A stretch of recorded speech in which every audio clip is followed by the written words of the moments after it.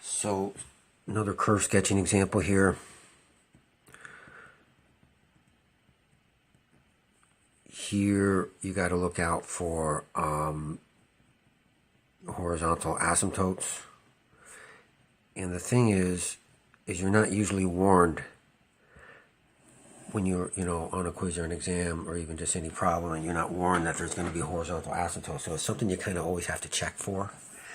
And these are going to happen when you take the limit as x goes to plus and minus infinity of your function, if it exists, right? If when x goes to infinity, if the y value gets closer and closer to 3, that's what it means to have a horizontal asymptote at y equals 3. So suppose then we've got a function like kind of a weird one, 1 plus 1 over x minus 1 over x squared.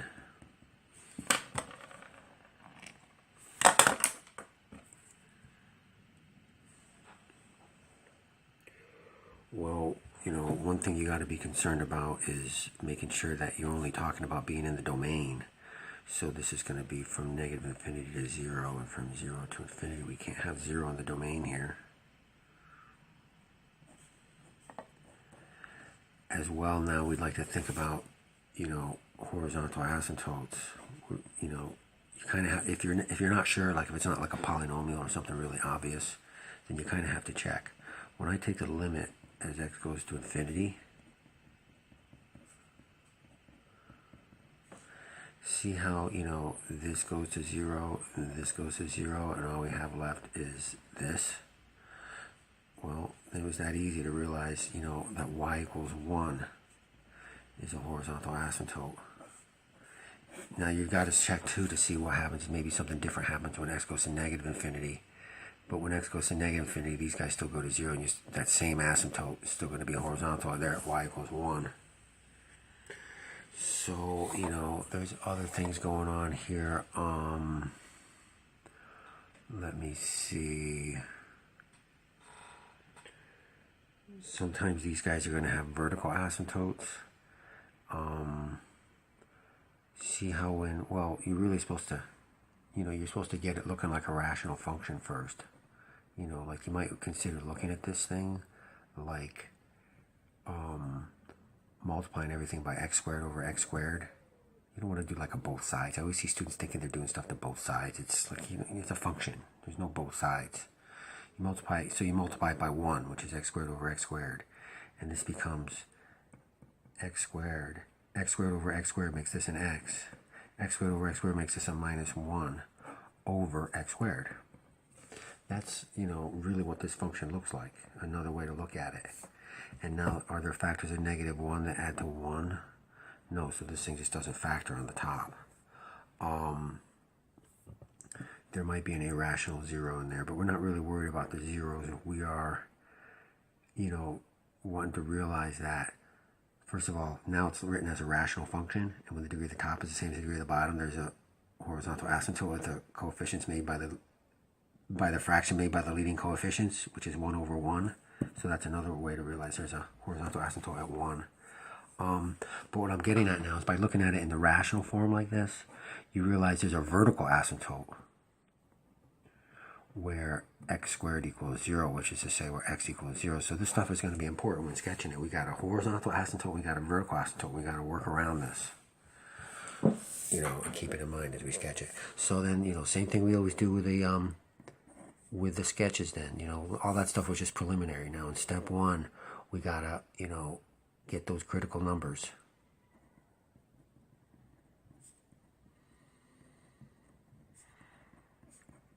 And that is, where does f prime equal 0? And where is f prime undefined? Now, the thing I haven't told you about critical numbers that really should be mentioned now is the critical numbers are only when you're in the domain of f. I guess I'll just say that when I stumble across them in a moment. So, we would take f prime. You can do it from right here. It seems to me like I would want to just do it from right here. Is really what I would do. It seems easier than me, keeping these things as a bunch of, because then when we come to time to set a 0, we're going to have to do this anyways. So we might as well just take it right from here. We got, you know, f prime is low d high minus high d low, square the bottom.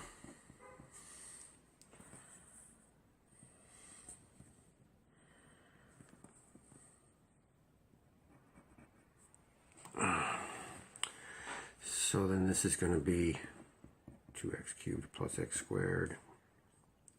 The 2x times the x squared is going to be a 2x cubed, and it's going to be negative. The 2x times the x is 2x squared, that's going to be negative. The 2x times negative 1 is a negative 2x, but when you negate that, it's going to be positive. So this is 2x cubed plus x squared, and that looked pretty good. And then over x to the fourth. So the 2x cubed minus 2x cubed is gone. 1x squared minus 2x squared is minus 1x squared plus 2x all over x to the fourth. So there's that first derivative. We want to, you know, factor that top so we can pull out an x. And I would just call it 2 minus x after that over x to the fourth, because x times 2 is plus 2x and x times negative x is negative x squared. So then this is 2 minus x over x to the third. See how you need to multiply it out and factor and simplify it like this. So you can now say, where does it equal 0? That's supposed to be a question mark. That's when 2 minus x equals 0. That's when x equals 2. Where is it undefined? That's when the bottom is 0. That's at x equals 0. So these are the critical numbers. And now this is the deal. See how x equals 0 is not in the domain? So formally, you know, let me just write it down here where I'm saving a little room here. X equals 0 is not formally a critical number, since it's not in the domain of f. So, you know, when you're formally being asked for critical numbers, you got to remember it's not just where is f prime undefined, and where is, I'm speaking kind of loosely when I say that up here, just as a reminder. It's values in the domain of f, where f prime equals 0 and where f prime is undefined. So when you get f prime undefined, don't just automatically think that it's a critical number, because this is not a critical number, even though f prime is undefined. And so it sounds like a critical number, and I'm even going to use it like a critical number when we're doing the first derivative test. You want to remember that, you know, the function is not defined there.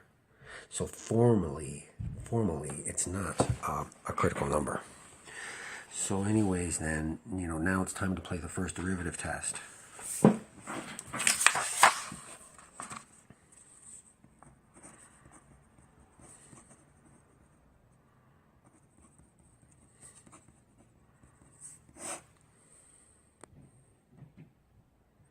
So then remember, you know, this is a critical number of f. It's where the first derivative is 0. There's going to be a horizontal tangent there.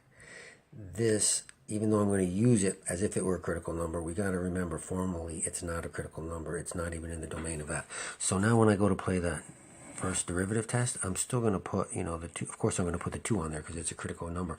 But I'm also going to put the x equals 0 on there.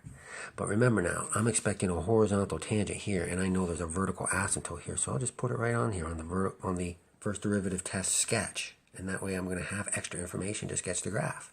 I know there's a vertical asymptote there. I already talked about how, you know, these rational functions, they have vertical asymptotes where the bottom is 0. So now it's time for test value time.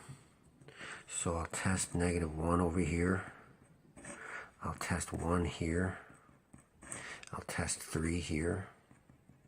And I'm testing into the factored form of the first derivative, you know, right here. 2 minus x. I guess it's right there, so we don't have to write it again, right? So I'm putting -1 in there.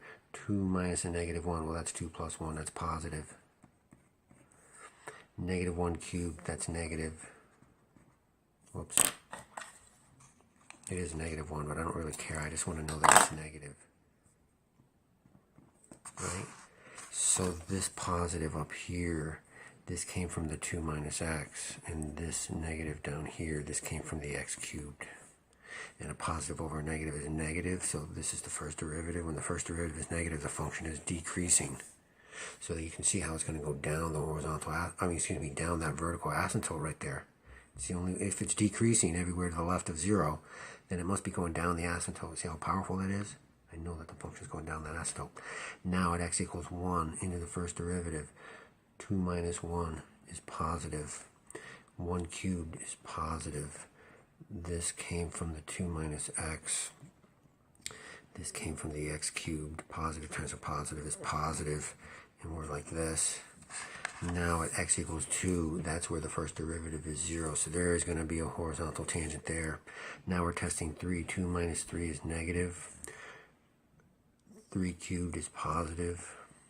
So the negative, this came from the 2 minus x up top. This came from the x cubed on the bottom. Negative over a positive is negative. So when the first derivative is negative, the function is decreasing. So see how we've got the shape of it? It's going like, right? Or excuse me, that's not going to be, it's going to be going down an asymptote right there. It's going to be going down a vertical asymptote. It's going to be going down a vertical asymptote here. And coming back up over here like this. There it is. There's a rough sketch of it. You get so much out of the first derivative test. So much. As a matter of fact, we've even got a lot of information, because you know what? You can even just look at this and realize, you know what? There's not going to be any inflection point. Unless something really, really weird happens with the second derivative. I mean, formally, you really kind of got to check. Because, for instance, it might have been concave, and then it might have come down. They'll do that sometimes. They'll come down like this to the asymptote, in which case it'll be concave up there. So we actually do have to check.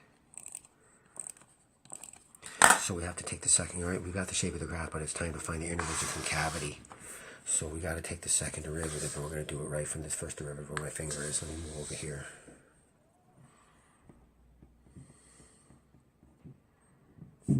So I got low, d high, minus high, d low, square the bottom, minus x cubed, minus 6x squared, minus times a minus is a plus 3x cubed, all over, did I square the bottom? Yep, I squared the bottom. So then we got 3x cubed minus 1x cubed is 2x cubed minus 6x squared over x to the sixth. So factor, pull out a 2x squared out of the top. And this is times x minus 3 over x to the sixth. So this x squared cancels with 2 of those, so there's an x to the fourth on the bottom. We got a 2 times x minus 3. So there's the second derivative, and we want to know, where does it equal 0? That's when x minus 3 equals 0. That's going to be x equals 3. And where is it undefined? That's when x to the fourth equals 0 at x equals 0. See how that x equals 0 keeps coming up as a weird number the whole problem? Well, that's because there's a vertical asymptote happening there. It's not even in the domain. Right? X equals 0 is not even in the domain yet. So anyways, we do have the one critical value of f prime is x equals 3, and that's where the second derivative is 0. So we got to put 3 on the number line. Choose value to the left of it. Choose values. I don't choose 0 because 0 is not even in the domain. And test 4, and we're testing this into the second derivative, which is right here. So we got the 2, which is positive, and we're testing 1 into here. 1 minus 3 is negative, and this is 1 to the fourth, which is positive. So this came from the 2, this came from the x minus 3, this came from the x to the fourth. Positive times a negative is negative. Negative over positive is negative. So we're concave down when second derivative is negative. Now we're going to test 4. So we got the 2, which is positive. We got 4 minus 3, which is positive. We got 4 to the 4th, which is positive. This came from the 2. This came from the x minus 3. This came from the x to the 4th, and it's positive, which means we're concave up. So now we got a lot of information about this thing.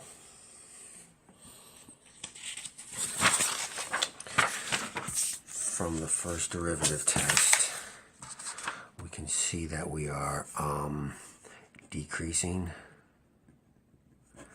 from negative infinity to 0, and from 2 to infinity,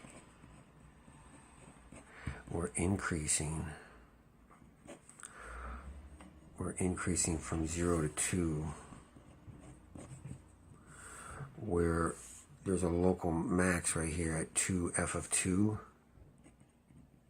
called a relative maximum. I used to call it a local max. It's at 2f of 2, where f is this function right here. So at 2, this is 2 squared is 4, 4 plus 2 is 6, minus 1 is 5, 2 squared is 4, right? So at 2, this is 4, 5, 6, 5. Yeah, this is 5/4.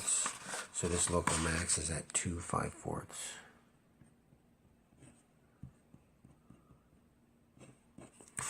You can see by the way that it decreases forever and it goes down the asymptote on both sides, there's no local min. And there's the increasing, decreasing part in the local mins and max. You get that from the first derivative test. Now for the intervals of concavity, you get that off the second derivative.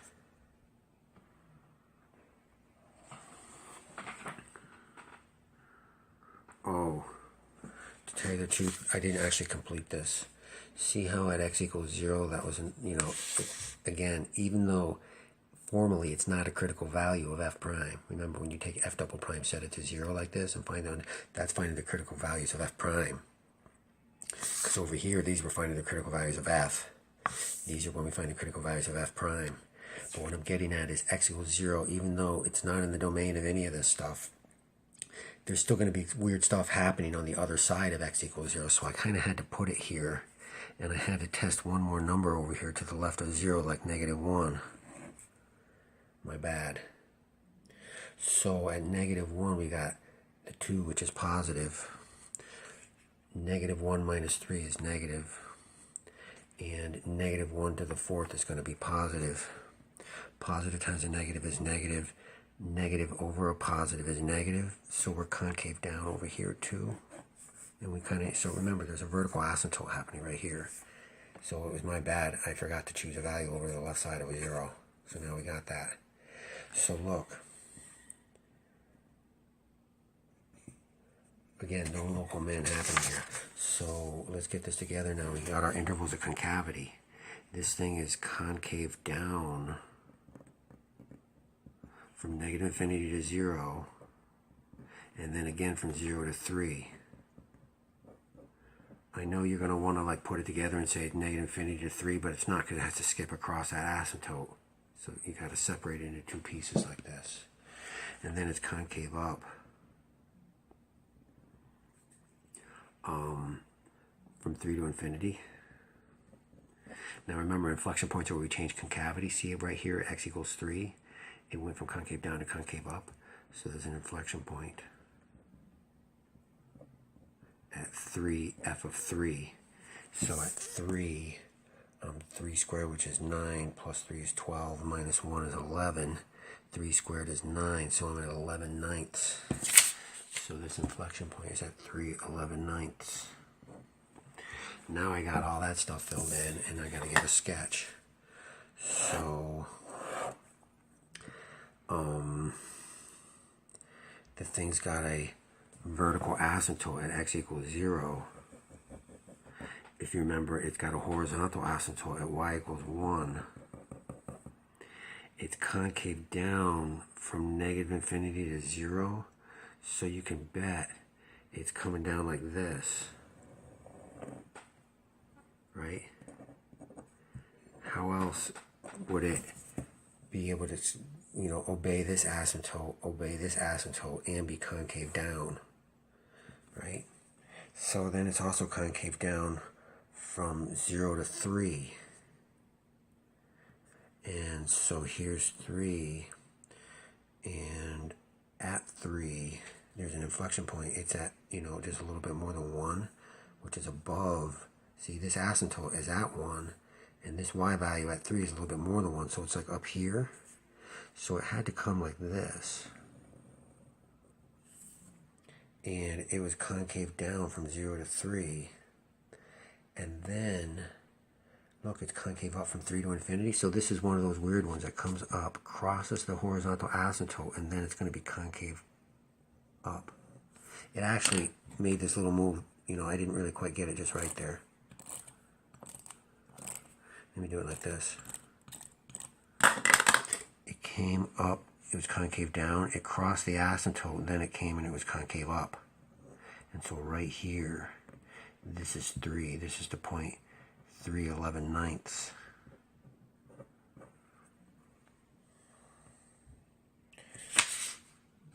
Oh, okay, hold on, my bad. See, okay, see, it took me a minute to get this together. Gosh darn it, 20 freaking minutes into this thing. The local max is at 2 and 2,5/4. So when the x value is 2, that's where the max is. So I still didn't get the sketch quite right. Gosh darn it. That's where the inflection point is. Okay, now I got it. Oh, I didn't really need to. Okay, just freaking use 2 freaking yards of eraser tape here. So look. At 2, it reaches its max.